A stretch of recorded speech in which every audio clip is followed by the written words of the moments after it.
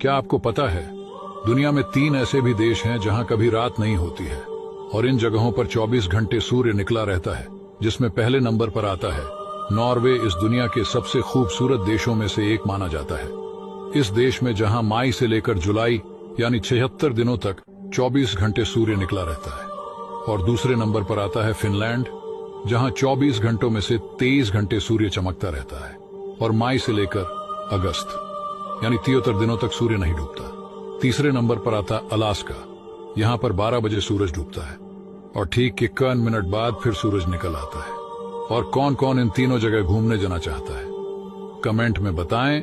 और अगर आपको स्पेस और साइंस में दिलचस्पी है तो हमारे पेज को फॉलो करें। क्या आपको पता है दुनिया में 3 ऐसे भी देश हैं जहां कभी रात नहीं होती है और इन जगहों पर 24 घंटे सूर्य निकला रहता है, जिसमें पहले नंबर पर आता है नॉर्वे। इस दुनिया के सबसे खूबसूरत